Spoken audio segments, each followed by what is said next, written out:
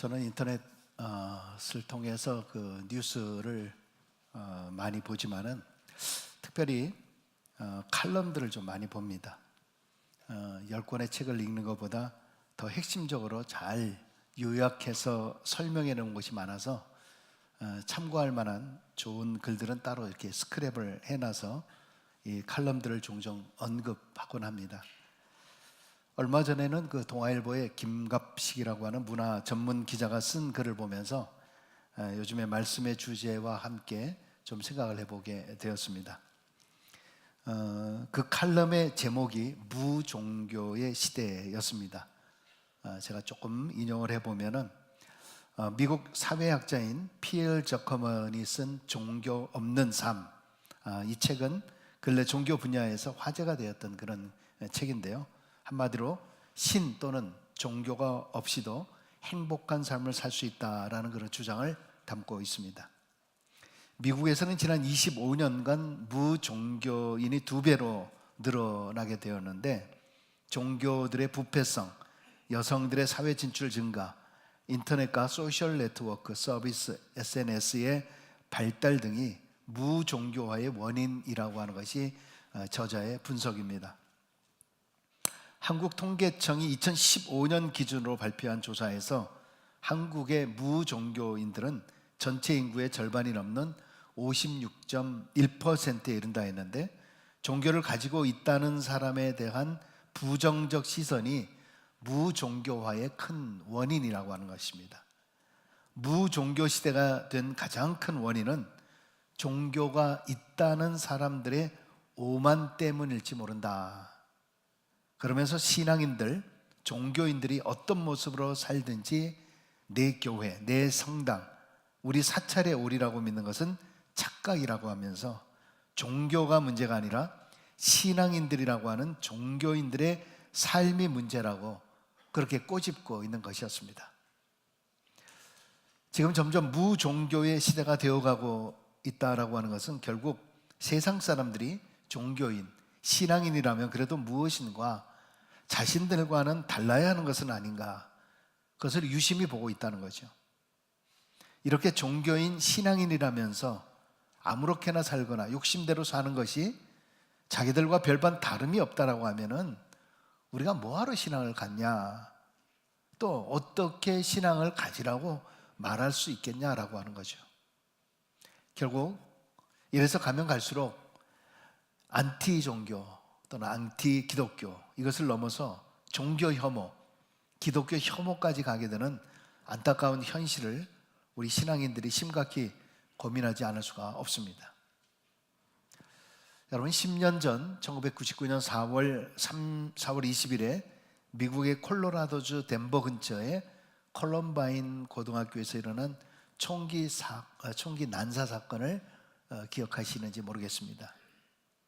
그 사건으로 인해서 12명의 학생과 1명의 교사가 사망을 했죠. 23명이 부상을 입었던 미국 최악의 총기 난사 사건이었습니다.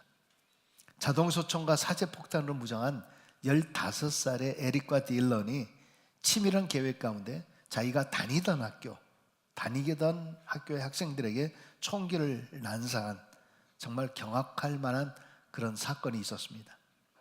그런데 살인을 저지른 학생들의 범행 동기, 평소 행실, 그리고 처참한 현장의 취재 열기가 한 차례 지나간 후에 미국은 물론 모든 사람들에게 감동과 교훈을 주었던 캐시 버넬이라고 하는 한 여학생의 이야기가 화제가 되었습니다.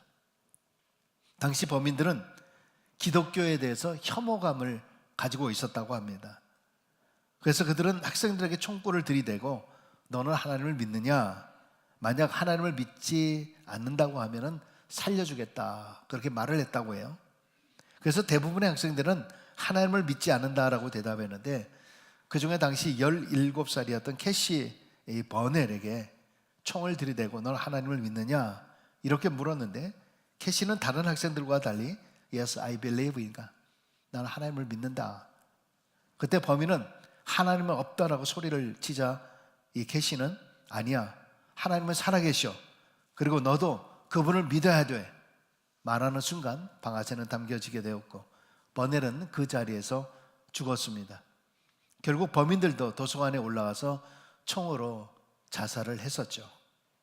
나중에 이 캐시 버넬에 대한 이야기가 그 장소에 있던 친구들, 그 장소에 있었던 학생들 사이에서 이 이야기가 퍼져나가면서 이 미국 전역에 이야기가 전달이 되었고, 미국의 10대들 사이에서 새로운 변화들이 일어나게 되어서 이 청소년들이 캐시의 고백처럼 Yes, I believe in God이라고 하는 그런 티셔츠를 입고 캐시 버넬처럼 살겠다고 결심하는 학생들이 많아졌다고 합니다. 비록 캐시는 17 나이였지만은 담대한 믿음의 사람이었고, 하나님은 그녀의 죽음을 통해서 많은 사람들이 영적으로 새롭게 각성하도록 역사하셨습니다. 여러분, 기독교는 순교의 신앙입니다. 믿음은 얼마나 놀라운 능력이 있는지 모릅니다. 믿음은 놀라운 영향력을 가지고 있습니다. 이렇게 세상이 아무리 우리를 조롱하고 비웃고 혐오하더라도 캐시 버넬과 같은 담대한 믿음은 지금도 세상을 변화시킬 수 있는 믿음의 위대성과 그 놀라운 영향력을 보여주고 있다는 것입니다. 여러분, 그리스도의 삶은 한마디로 믿음의 삶이다, 이렇게 말을 할 수 있습니다. 우리가 그리스도인이 되었다라고 하는 것은 다 믿음을 가지고 신앙생활을 하고 있는 것이겠지만은, 그러나 모든 그리스도인들이 믿음들이 다 똑같지는 않습니다. 믿음에는 크기가 있다 그랬어요. 우리가 성경을 통해서도 보면 큰 믿음을 칭찬하기도 하고 또 적은 믿음이 있다, 이렇게 이야기하기도 했습니다. 정말 수박과 같은 그런 믿음도 있고요, 겨자씨만한 작은 믿음도 있습니다. 확신하는 믿음도 있고 의심하는 믿음도 있습니다. 가끔 성도님들 가운데서는 나는 뭐 믿음이 별로 없어요, 나는 뭐 믿음이 형편이 없어요, 아직 잘 몰라요, 난 부끄러워요, 난 믿음이 없어요, 그렇게 말하시는 분들이 많이 있습니다. 여러분, 그러나 믿음이라고 하는 것은 자라는 것입니다. 다만 어떤 사람들은 빠르게 자라는 사람도 있지만은 더디 늦게 자라는 그런 사람들도 있습니다. 여러분, 신기하게도 믿음이 없다라고 하는데 어느 순간에 큰 믿음의 능력을 나타내는 사람이 있는 반면에, 평소에 보면 큰 믿음이 있다라고 생각을 했는데 실제 상황에서는 전혀 무기력한 그러한 경우들도 있는 것을 보게 됩니다. 그래서 저는 어떤 사람이 믿음이 없다 그렇게 얘기해도 저는 무시하지 않습니다. 왜냐하면 언젠가 믿음이 없어 보이는데 그 사람을 통해서 놀라운 믿음의 그 역사를 볼 때가 있어요. 그리고 혹시 누가 나 믿음이 좋다 이렇게 말하는 것에 대해서 저는 그거를 대단하게 생각하지 않습니다. 상황에 따라서 우리가 어떻게 될지 아무도 모릅니다. 여러분, 오늘 우리는 본문의 말씀을 통해서 우리가 가진 믿음은 어떤 믿음인가, 이거를 좀 생각해 보기를 원합니다. 오늘 본문의 내용은 너무나 잘 알고 있는 내용이긴 하지만은 오늘 이 배경의 상황을 보면은 예수님께서는 베드로와 야고보, 요한을 데리고 산에 올라가서 기도를 하고 있었습니다. 나머지 9명의 제자들은 산 밑에 있었고요, 산 밑에는 제자들만이 아니라 수많은 사람들이 있었습니다. 그런데 어떤 사람이 와서 제자들에게 자기 아들의 병을 고쳐달라고 이렇게 부탁을 해요. 이 사람의 아들은 귀신이 들려서 어릴 적부터 말도 못하고 듣지도 못하고 물과 불에 막 들어가고 또 간질로 인해서 심한 고통을 당하고 있었던 겁니다.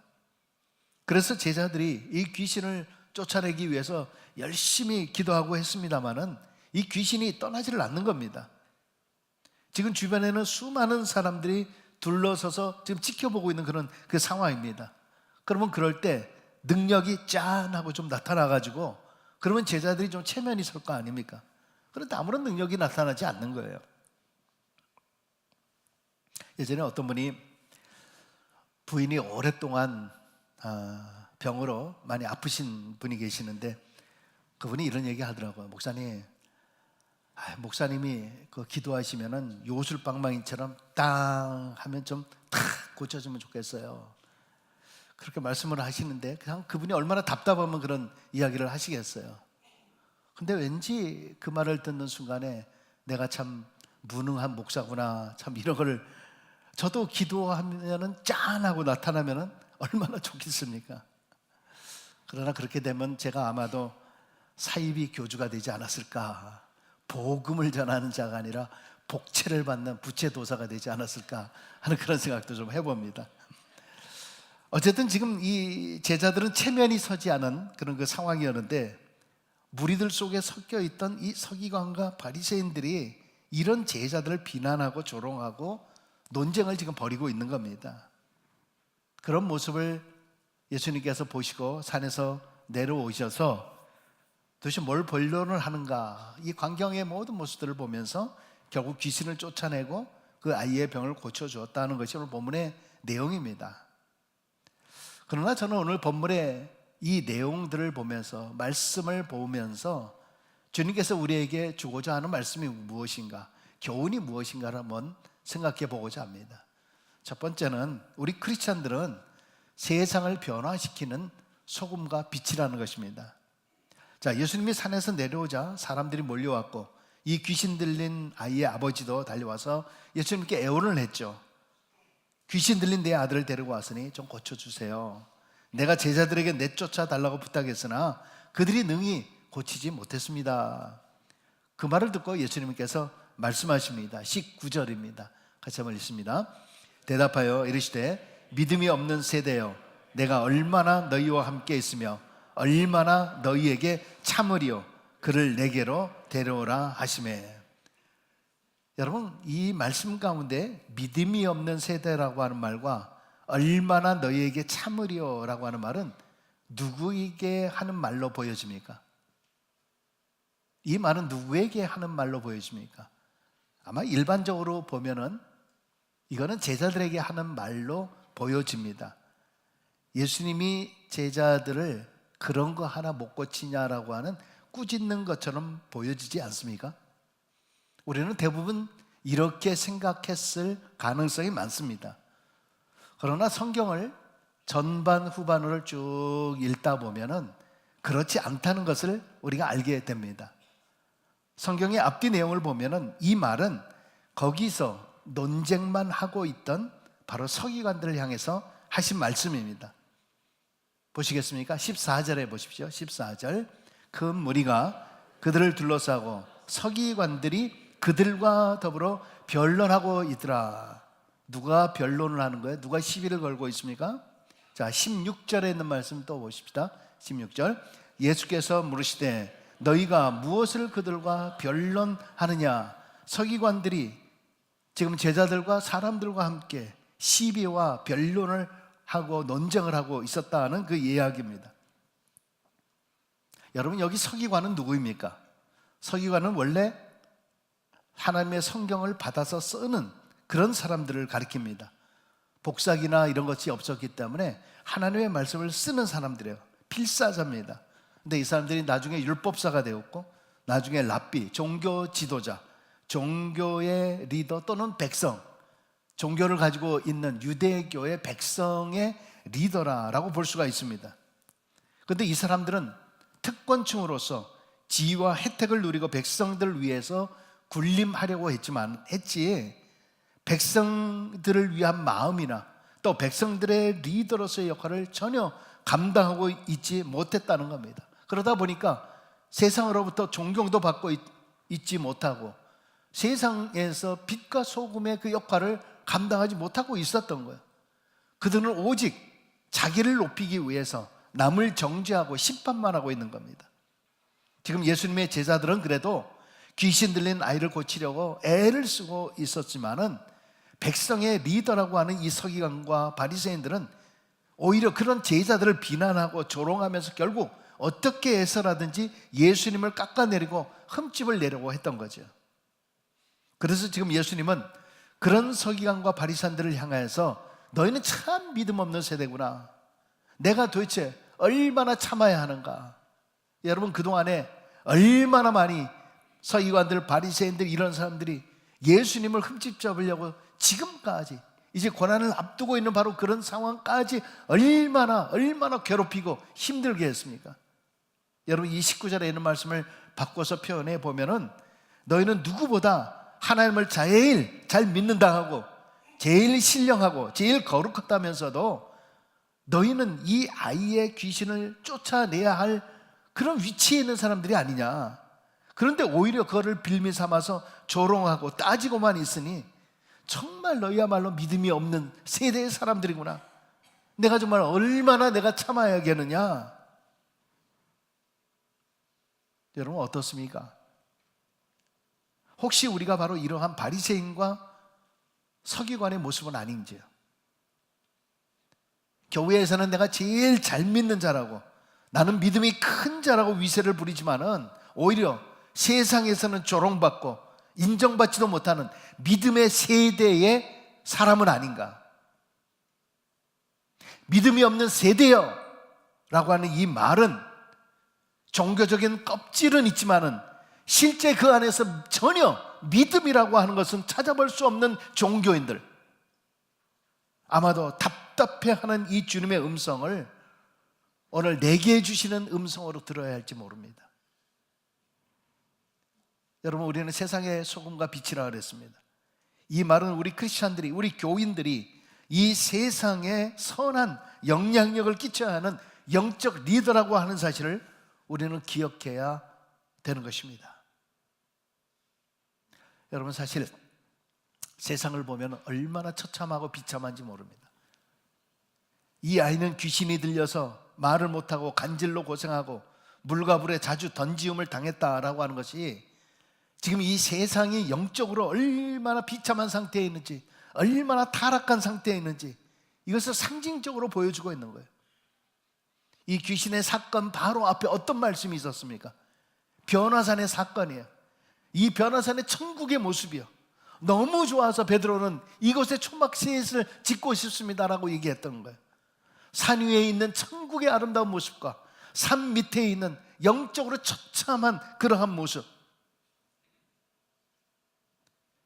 여러분, 혹시 우리가 이 세상 속에 살고 있는 우리의 삶이 이 아이처럼 정말 정신 나가면서 살아가고 있는 우리의 삶이 아닌지, 이 세상을 살아가면서 우리가 내 삶을 제어하지도 못하고 절제하지도 못하고 귀신에 사로잡혀서, 아니 세상의 욕심에 사로잡혀서 세상 풍족 가운데서 서로 미워하고 싸우고 다투고 자기밖에 모르는, 너무나 이기적으로 사는 그런 귀신 쓰인 그런 사람처럼 비참한 인생을 살고 있는 것은 아닌가라고 하는 거죠. 마치 드라마 캐슬, 스카이 캐슬이죠. 거기서 마지막 부분에서 그런 이야기를 하잖아요. 우리가 정말 무엇에 씌운 사람처럼 내 아이를 세상의 최고로 첫째라고 하는 허망의 욕망의 귀신에 쓰여진 존재처럼 우리가 왜 그렇게 살아야 했는지. 여러분, 우리는 크리스찬들입니다. 이제는 세상의 가치관이 아니라 영적인 시각으로 세상을 바라볼 수 있어야 합니다. 세상에 미친 사람들을 보시면서 안타까워하시는 하나님의 마음을 품고 우리는 세상과 다른 하나님의 가치관으로 이 세상에서 빛과 소금의 사명을 감당해야 할 줄로 믿습니다. 세상은 우리가 이렇게 신앙생활을 하는 모습이 바보처럼 보일지 모르지만, 그들이 이것을 조롱하고 그것을 부끄럽게 만들려고 할지 모르지만은, 여러분, 사실 오히려 주님은 능력을 행하지 못하는 제자들을 꾸짖는 것이 아니었어요. 오히려 조롱하는 그러한 서기관과 바리새인들을 꾸짖었어요. 그들이야말로 백성의 리더로서, 종교의 리더로서 백성을 위한 자신의 역할은 제대로 감당하지 않으면서도 변론만 하고 잘난 척만 하고 최고의 신앙인이라고 하면서 전혀 그것을 보여주지 못하는 그 모습을 보면서 주님은 언제까지 참아야 되는가 분노하고 있었던 거예요. 여러분, 우리는 이 세상에서 영적 리더로 부름을 받은 사람들입니다. 그러므로 우리는 미쳐가는 이 세상을 다시 변화시키는 소금과 빛의 사명을 정말 최선을 다해 잘 감당하는 우리 모두가 될 수 있길 주의 이름으로 축원합니다. 두 번째 주시는 교훈은 믿음에는 놀라운 능력이 따른다는 것입니다. 따라 한번 해보십시다. 믿음에는 놀라운 능력이 따른다는 것입니다. 아마도 이 아이의 아버지는 믿음이 없었던 사람인 것 같습니다. 단지 예수라고 하는 분이 병을 잘 고친다는 소문을 듣고 왔던 것 같습니다. 그래서 그는 이렇게 이야기하죠. 22절 하반절에 보니까 무엇을 하실 수 있거든 우리를 불쌍히 여기사 도와주소서. 무엇을 하실 수 있거든. 그러나 그때 주님은 뭐라고 하죠? 23절과 24절입니다. 예수께서 이르시되 할 수 있거든이 무슨 말이냐? 믿는 자에게는 능히 하지 못할 일이 없느니라 하시니 곧 그 아이의 아버지가 소리를 질러 이르되 내가 믿나이다. 나의 믿음 없는 것을 도와주소서 하더라. 이 아이의 아버지는 곧 자신의 믿음 없는 것을 회개합니다. 내가 믿나이다. 나의 믿음 없는 것을 도와주소서. 처음에 이 사람은 믿음이 없었지만은 그러나 그 자리에서 즉시 자신의 믿음 없음을 회개했습니다. 아마도 자식을 고치겠다라고 하는 그러한 일념으로 믿음도 없는데 믿음이 있는 것처럼 꾸며 말할 수도 있겠지만은 그럼에도 불구하고 주님은 그의 입술을 통한 믿음의 고백으로 그것을 받아들였어요. 그래서 주님은 그 귀신을 꾸짖으시죠. 그리고 그 아이를 고쳐주십니다. 25절입니다. 예수께서 무리가 달려와 모이는 것을 보시고 그 더러운 귀신을 꾸짖어 이르시되 말 못하고 못 듣는 귀신아 내가 내게 명하노니 그 아이에게서 나오고 다시 들어가지 말라 하시매. 예수님의 말씀 이 한마디에 그 아이를 그렇게 오랫동안 괴롭혔던 귀신은 꼼짝 못하고 떠나게 되죠. 이것은 믿음이 얼마나 놀라운 능력을 가지고 있는가, 이것을 우리에게 보여주고 있는 것입니다. 여러분, 귀신은 우리 성도들이 두려워할 존재가 아니라 우리가 능히 쫓아낼 수 있는 하찮은 존재입니다. 제가 아주 20대 초반 초임 전도사 시절에 제가 이제 청년부도 출석을 하고 있었는데 청년부에 한 여자 청년이 귀신이 들린 것 같다라고 하는 그 이야기를 전달을 받았습니다. 그 이야기를 들었을 때 교회에서 좀 와달라고 이랬습니다. 처음에 얼마나 긴장하고 쫄았는지 모릅니다. 내가 쫄았습니다. 그래서 저보다도 나이들이 좀 위인 믿음 있는 청년 4명과 같이 그 집을 방문하기로 했습니다. 그런데 우리 안에도 두려움이 있었기 때문에 가기 전에 교회에서 서로 열심히 기도하고 기도로 찬송하고 그리고 무장을 했습니다. 그리고 그 집을 가서 방문을 열고 들어갔더니 정말 횡설수설 하는 겁니다. 슬슬 웃어가면서 안녕하세요, 안녕하세요, 누구 왔네요, 이렇게 딱 그런데 말을 이상하게 해요. 근데 그분의 눈을 마주치기가 두려웠어요. 왜냐하면 제가 듣기로는 그 당시는 귀신이 믿음이 약한 사람에게 들어갈 수 있다라고 하는 그런 이야기를 들었기 때문에 괜히 눈을 마주쳤다가 이거 내가 믿음 없는 걸 알고 나한테로 들어올까 이렇게 약간 좀 두려운 마음이 있었습니다. 그렇지만은 아무튼 처음에는 안 쳐다보고 같이들 서로 찬송하고 기도하고 계속 찬송하고 기도하고 그렇게 반복을 하다 보니까 마음에 뜨거운 마음이 생기기 시작을 하는 겁니다. 그 여자 청년분이 저보다도 한 6, 7 정도 이렇게 선배였는데 제가 듣기로 이 사탄에 대해서 어떻게 해야 된다라는 말은 들은 적이 있었거든요. 한 번도 그런 본 적이 없었기 때문에. 그래서 저는 대놓고 반말로 얘기했습니다. 야, 너 이름이 뭐냐? 근데 말을 했는데 뭔가 이렇게 좀 조금 찝찝한 마음이 들었어요. 왜냐하면 선배 윗사람이었는데 거기다 대놓고 야, 처음에는 목소리도 조그맣게 야, 너 이름이 뭐냐? 근데 실실 웃기만 하고 아무런 대답도 안 해요. 그래서 우리가 이제 더 크게 같이 몇 번째를 반복을 하다가 같이 계속 찬송하고 기도하고 찬송하고 기도하고 막 하다가 너 이름 뭐냐? 이제 더 강하게 너 이름 뭐냐라고 얘기했더니 그 입에서 나오는 말이 내 이름은 군대야 이러더라고요. 저희는 깜짝 놀랐어요. 요 순간에 효과 음악이 쫙 들어오시네요. 내 이름은 군대야 하는데 그냥 제가 그 얘기를 듣는 순간에 군대 귀신이라고 하는 말에 성경에 군대 귀신이 나오지 않습니까? 깜짝 등골이 섬찟하고 깜짝 놀랐습니다. 그렇지만 같이 갔던 이 청년들이 저보다도 또 훨씬 더 믿음이 좋았기 때문에 이분들이 같이 찬송하고 계속 거의 아마 한 3시간 이상을 했던 것 같아요. 그러면서 우리는 나사렛 예수의 이름으로 군대 귀신아 나가라, 나사렛 예수의 이름으로 군대 귀신아 나가라, 계속 우리가 했습니다. 그런데 우리가 정말 탈진할 정도가 됐는데 마침 그분도 갑자기 잠잠해지는 거예요. 계속 무슨 말인가를 계속 하는데 갑자기 잠잠해져요. 그리고 잠을 자는 것처럼 이렇게 꼬꾸라져 버렸어요. 제가 그 모습을 보고 저희가 이제 돌아왔습니다. 돌아오고 너무나 다 지쳐있는 그런 상황인데 또 그 집에서 연락이 왔습니다. 한번 와보시라고요. 뭐 좀 달라진 것 같다 그래서 와보라는 거예요. 그래서 또 같이들 또 이렇게 갔습니다. 정말 가서 보니까 이분이 전혀 기억을 하지 못해요. 자기가 어떤 일이 일어났는지 조차도 몰라요. 우리가 거기에 왔었는지 안 왔었는지도 제대로 모르고 있는 거예요.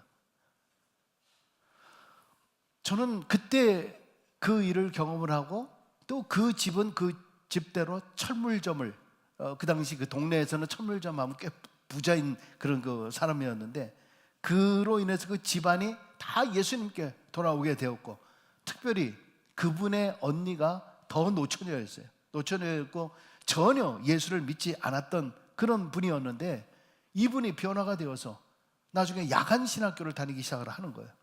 그리고 야간 신학교 우리는 다 깜짝 놀랐죠. 아니 저분이 어떻게 그렇게 엔티하던 사람인데 정말 기독교에 대해서 혐오하던 그런 사람인데 그런 사람이 돌아오는 거예요. 그리고 전도사가 되고 나중에 보니까 목사가 되었고 목사가 되어서 러시아 선교사로 가서 20년 정도 지금까지도 선교사 일을 하고 있다는 거예요. 뭐 이름을 제가 뭐 얘기할 수는 있습니다만은 이런 비하인드 스토리까지 혹시 어떻게 될지 모르니까 혹시 CD 듣는 분들도 꽤 제가 있거든요. 어쨌든 저는 이분을 통해서 그 안에 느껴진 것이 있습니다. 귀신은 여러분 인격체가 아니기 때문에 존댓말 할 필요가 없어요. 좀 나와 주시겠어요? 좀 나와 주시면 감사하겠습니다. 그럴 필요 없는 거예요. 점잖게 말할 필요가 없습니다. 여러분 이 얘기는 뭐냐 하면은 여러분 우리가 신앙생활을 하면서 나를 방해하는 것들이 얼마나 많이 있는지 몰라요. 내 신앙을 방해하는 것들이 참 많아요. 사탄의 괴기가 얼마나 많은지 나를 유혹하는 것들이 얼마나 많이 있는지 몰라요. 그럴 때 그냥 내버려 두는 것이 아니에요. 바디메오처럼 한 번 하고 끝나는 것이 아니라 바디메오처럼 부르짖고 더욱 소리쳐야 됩니다. 더욱 강력히 나에게 외쳐야 돼요. 내 안에 사탄아 물러가라. 나사렛 예수의 이름으로 명하노니 나를 번잡케 하고 나를 혼동케 하고 나를 지금 공혹케 하는 이 모든 것 속에서 내 신앙을 흔들려고 하는 이 사탄아 나사렛 예수의 이름으로 물러가라. 나사렛 예수의 이름으로 물러가라. 내가 이 병으로 말미암아 나를 지금 힘들게 만들고 어렵게 만드는데 내 안에 사탄아 물러가라. 나를 힘들게 만드는 사탄아 물러가라. 여러분 나에게 강력하게 외치셔야 돼요. 여러분 그러나 나에게 외치셔야지 괜히 오늘 집에 가서 남편에게 이 귀신 새끼야 이 마귀 새끼야 물러가라. 여러분 그랬다가는 큰일 납니다. 그랬다가 큰일 나요. 함부로 하시면 안 돼요. 나에게 나사렛 예수의 이름으로. 마지막 세 번째, 능력 있는 믿음을 위해서 그래서 필요한 것이 기도입니다. 예수님은 말씀 한마디로 귀신을 쫓아내는 모습을 보면서 제자들이 조용히 선생님께 와서 묻잖아요. 뭐라 그랬습니까? 28절에 보면 우리는 어찌하여 능히 그 귀신을 쫓아내지 못하였나이까. 그때 주님이 말씀하십니다. 29절에 이르시되 기도 외에 다른 것으로는 이 종류가 나갈 수 없느니라 하시니라. 아멘. 여러분 우리는 한 번 믿었다고 처음부터 완전한 믿음의 사람이 되는 것은 아닙니다. 그러므로 오늘 믿음이 좋다 해서 내일도 믿음이 좋을 것이라고 생각하는 것은 큰 착각입니다. 또 반대로 오늘 믿음이 없어도 우리는 믿음의 능력자가 될 수 있다는 것입니다. 그러기에 거기에 바로 기도가 필요한 것입니다. 기도는 능력의 밑거름입니다. 불타는 능력의 장작불이 되는 것입니다. 여러분 내가 귀신을 쫓아냈다라고 말을 할 수 있지만은 내가 한 것이 아니에요. 기도는 내가 하지만 역사와 능력은 하나님이 하시는 거예요. 나사렛 예수의 이름으로 하는 거예요. 내 능력으로 귀신을 쫓아내는 것이 아니라 내 기도의 간절함으로 하나님이 역사하시는 거예요. 우리는 모든 일을 할 때 나사렛 예수의 이름으로, 나사렛 예수의 이름으로 해야 돼요. 기도는 내 능력을 나타내는 것이 아니라 하나님의 능력을 내가 빌어서 쓰는 거예요. 내가 할 수 없다라고 생각할 때, 모든 것이 끝이라고 생각할 때, 모든 절망이라고 생각하는 그 순간에 더욱 필요한 것이 바로 기도예요. 그냥 대충 하다 말다 하는 것이 아니라 부르짖는 간절함이 있어야 되는 거예요. 바로 그렇게 기도하는 그 기도가 내 믿음을 크게 해주는 거예요. 내가 본래 큰 사람이 아니에요. 그런데도 그 기도와 찬송이 내 믿음을 담대하게 만들어주는 거예요. 내 믿음을 능력 있게 해줘요. 나의 겨자씨 같은 이 작은 믿음이 기도를 통해서 놀라운 능력으로 나타나게 되는 줄로 믿습니다. 하나님은 우리가 세상 속에서 패배하는 크리스찬들이 아니라 이 세상에서 능력을 나타내고 영향력을 미치면서 빛으로서의 사명을 감당할 수 있기를 바라고 계십니다. 여러분, 우리 모두 기도를 통한 능력의 믿음의 사람들이 다 되어서 영적으로 어두워진 이 세상에서 그리스도인으로서 선한 영향력으로 소금과 빛이 되어서 세상을 변화시키는 주의 능력 있는 군사들이 되시길 주의 이름으로 간절히 축원합니다. 기도하겠습니다.